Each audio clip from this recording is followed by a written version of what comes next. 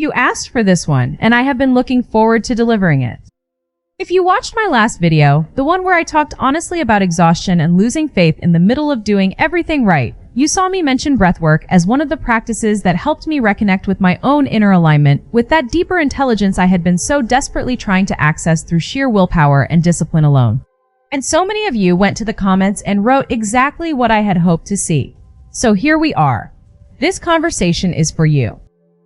But before I get into the practice itself, I want to tell you something that I think is going to make everything that follows land differently than just another video about breathing techniques. I was someone who could not meditate, not in the sense of finding it difficult or inconsistent, genuinely could not do it.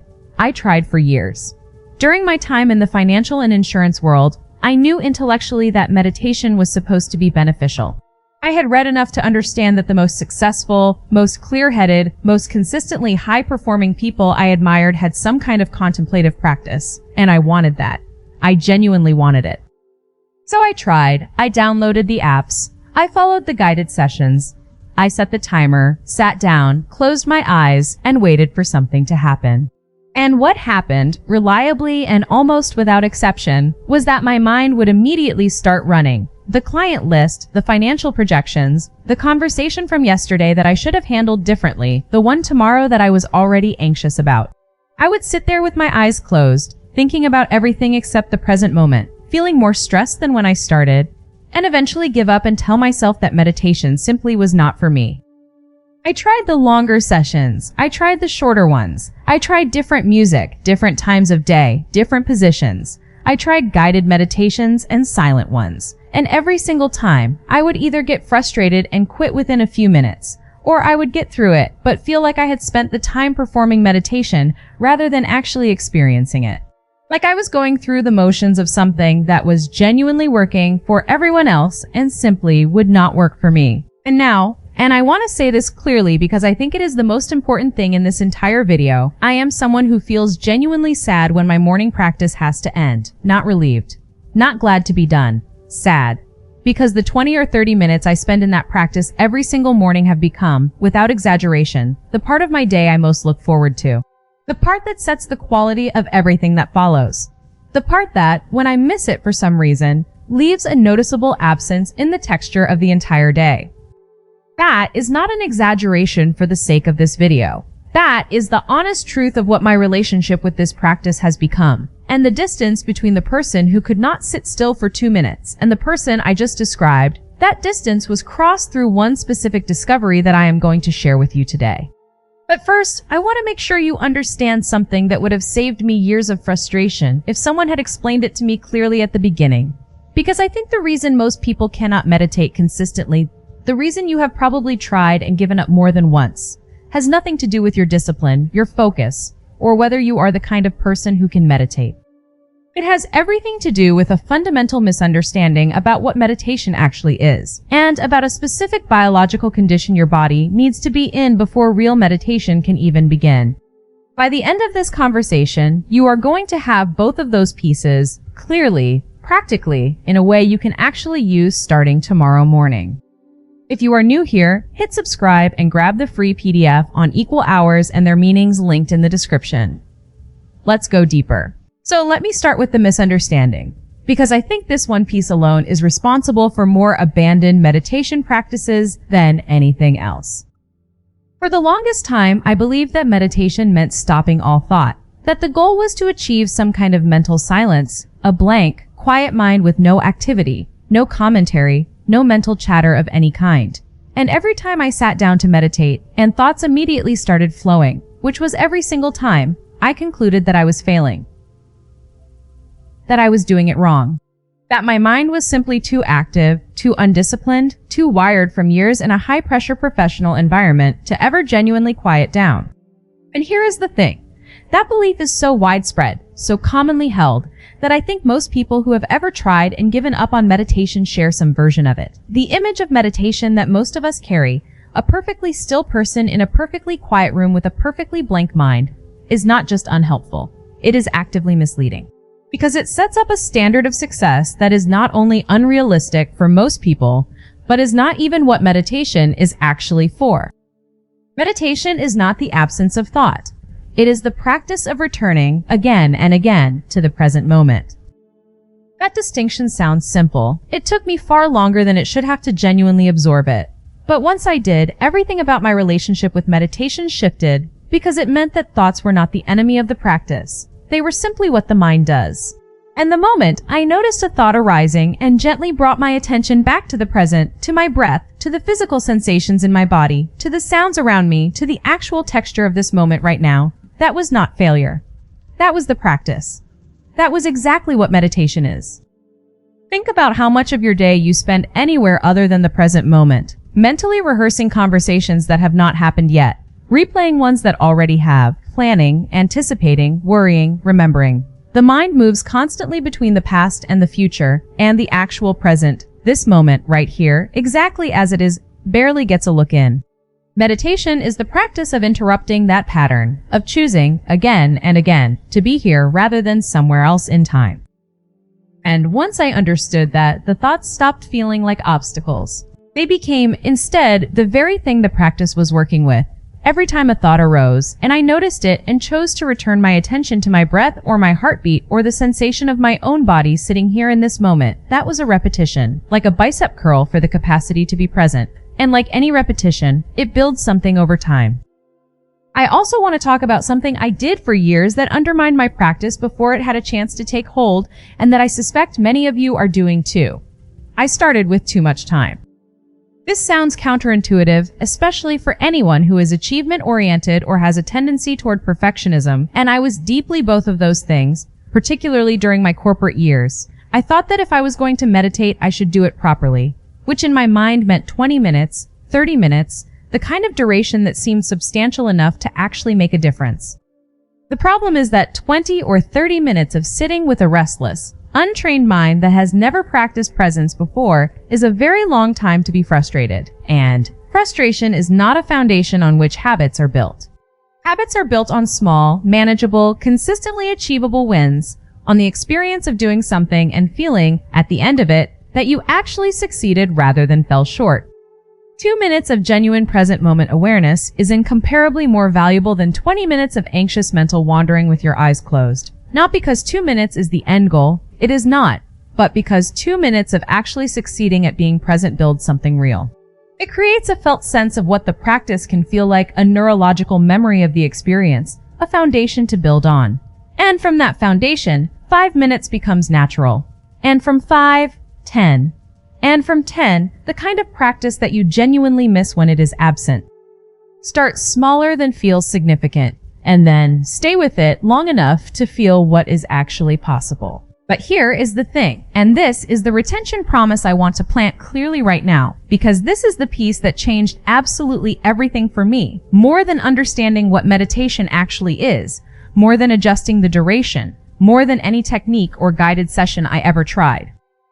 There is a specific biological reason why most people cannot reach a genuinely deep, genuinely beneficial meditative state no matter how long they sit or how sincerely they try. And until that biological piece is addressed, all the other adjustments, the understanding of present moment awareness, the shorter duration, the better technique, will only get you so far.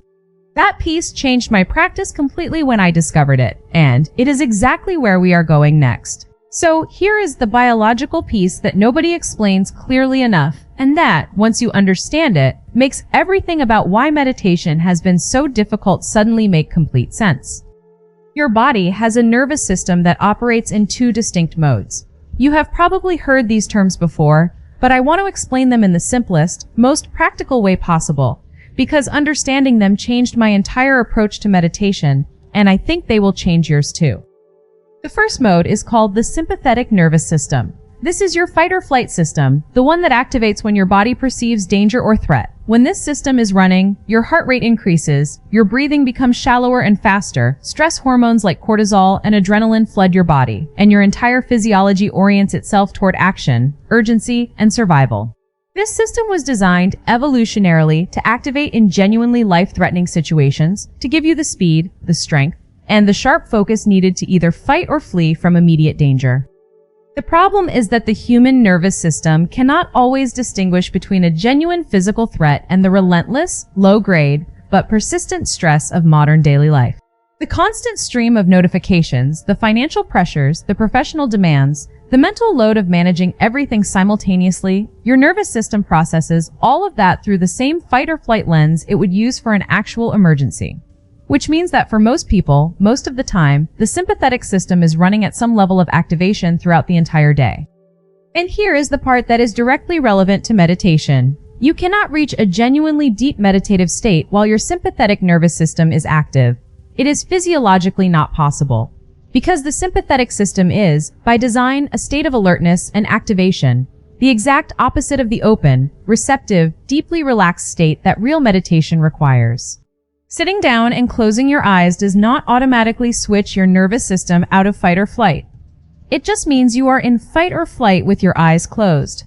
This is why so many people feel more frustrated after attempting to meditate than before.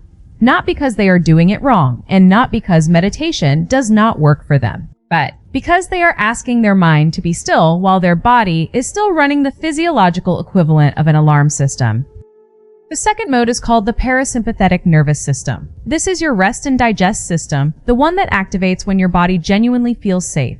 When this system is running, your heart rate slows, your breathing deepens and becomes more rhythmic, your digestion functions properly, your immune system operates at full capacity, and your body enters a genuine state of restoration and repair.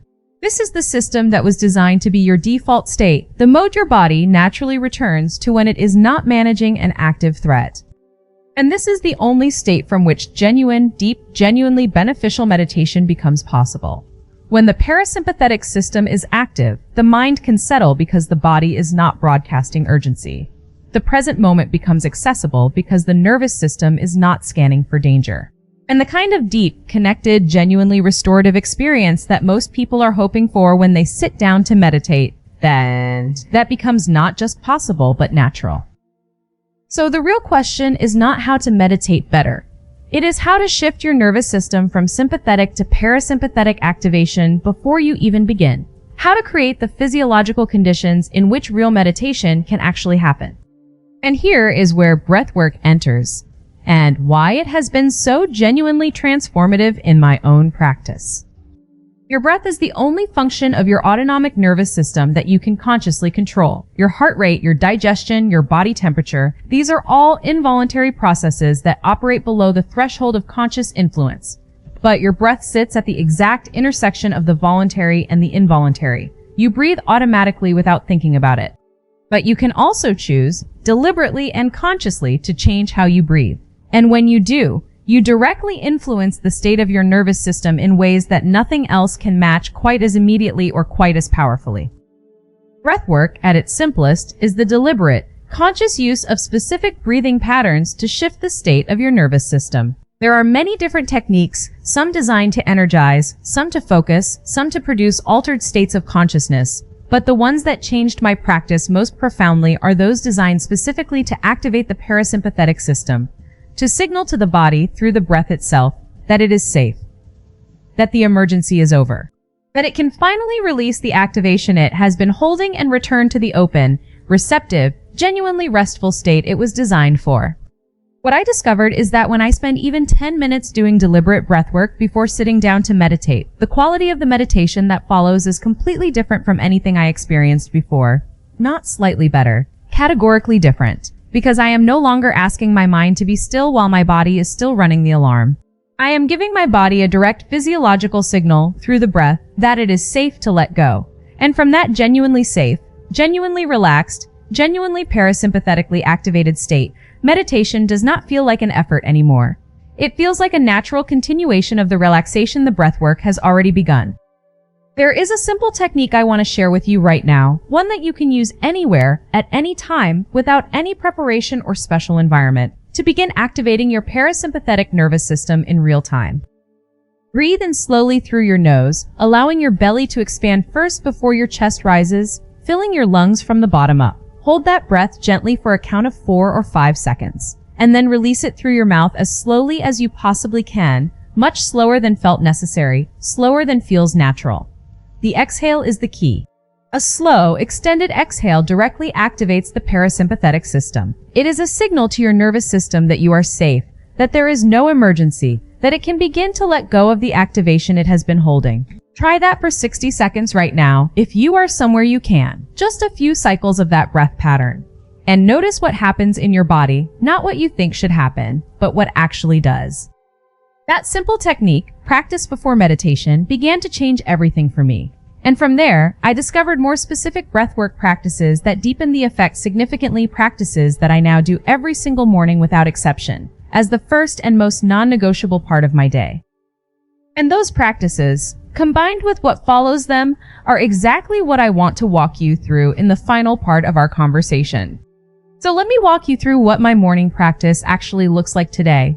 Because I think the most useful thing I can offer you is not just the concept, but the lived, practical reality of how this fits into a real life and a real morning.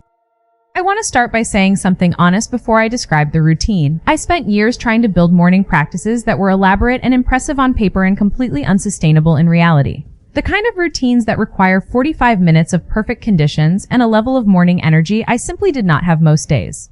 And I abandoned all of them, eventually, because they required more than I could consistently give. What I have now is different. It is sustainable precisely because it is built around what actually works physiologically, not around what sounds most impressive or most spiritually advanced. And the anchor of all of it is breathwork. Here is how it works in practice. The first thing I do, before anything else, before checking my phone or reviewing my schedule or engaging with any of the demands of the day, is sit. Just sit wherever I am, however I woke up, without any requirement to feel ready or centered or any particular way at all. The sitting itself is the beginning of the signal to my nervous system that something different is about to happen. From there, I begin with a few cycles of that simple breath I described earlier. Slow inhale through the nose, belly expanding first, gentle hold, and then a long, deliberate, extended exhale through the mouth. I do this for a few minutes, not timing it precisely, just following the breath until I feel the first signs of the parasympathetic system activating. And those signs are actually quite physical and quite clear once you know what to look for. A softening in the shoulders, a slight heaviness in the limbs, sometimes yawning, which is not a sign of boredom, but actually a genuine physiological signal that the body is releasing tension and beginning to feel safe. A subtle but unmistakable shift in the quality of the air around me, as though the room itself has become quieter. Once I feel that shift, once my body has begun to move out of the sympathetic activation of sleep and the anticipatory stress of the coming day, I move into a more specific breathwork practice. The details of the technique matter less than the principle. Deliberate, rhythmic, conscious breathing that progressively deepens the parasympathetic activation and moves my nervous system further and further from fight or flight and deeper into genuine rest and receptivity. I do this for somewhere between 10 and 15 minutes. And what happens during that time is remarkable in a way that I still find slightly difficult to fully articulate, even after months of consistent practice. The mental chatter, the constant background noise of thoughts and plans and anxieties that normally fills every available space, begins to quiet. Not because I am forcing it to be quiet. Because the body, finally in a state of genuine physiological safety, simply stops generating the urgency that drives it. The mind follows the body. When the body genuinely feels safe, the mind naturally settles. And from that settled state, I move into meditation, not as a separate activity requiring a fresh effort, but as a natural continuation of the relaxation the breathwork has already created. I close my eyes, or keep them softly open, depending on the day, and I bring my attention to the present moment. My breath, now slower and more natural. The feeling of my body in the chair or on the floor. The sounds in the room or outside the window. The quality of the light. Whatever is actually here, right now, in this moment. And because my nervous system is already in a genuinely receptive state, being present does not require effort.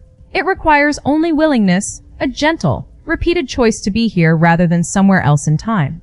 And when thoughts arise, as they always do, I notice them with something closer to curiosity than frustration, and I return. Again and again. To the breath. To the body.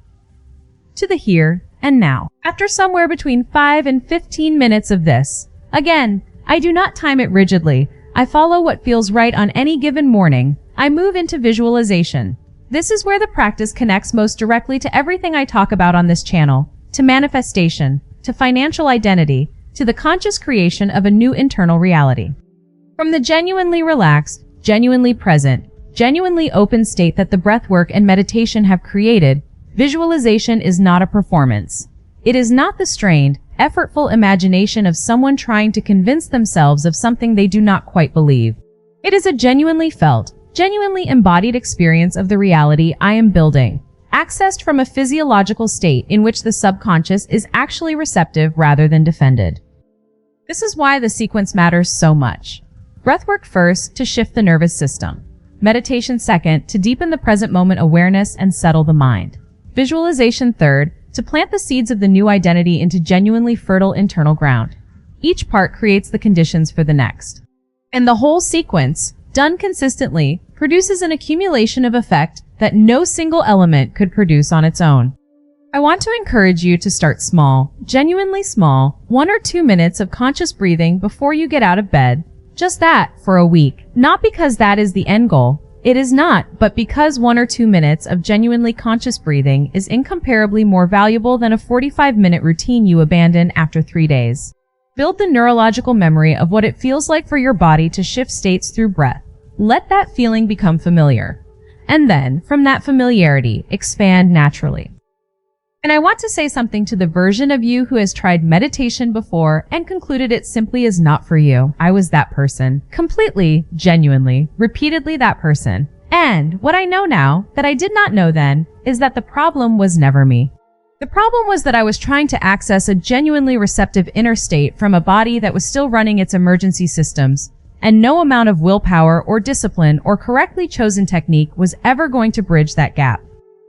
Breathwork bridges it. Not instantly, not without some patience and some practice, but reliably and consistently in a way that I have found nothing else quite matches. And once that bridge is crossed, once you have felt, even once, what it is like to meditate from a body that genuinely feels safe, the practice stops being something you do out of obligation and becomes something you genuinely want. Something you miss when it is absent. Something that feels, over time, less like a habit you are building and more like a part of yourself you have finally come home to. If you try this and want to share what you notice, what shifts, what surprises you, what feels different, I would genuinely love to hear it in the comments. This practice has been one of the most significant things in my own journey, and there is something that means a great deal to me about sharing it with you and hearing what it opens up in yours. Thank you so much for staying with me until the end of this video. This one felt important to share, and I hope it delivers something genuinely useful to you, not just as a concept, but as a practice you actually try. If this resonated, please subscribe to the channel and share this video with someone who has been struggling with meditation. You never know whose morning you might change. The books that have shaped my journey are all linked in the description below. And the free PDF on equal hours and their meanings is there too. Grab yours if you have not already. Thank you for being here. I will see you in the next one.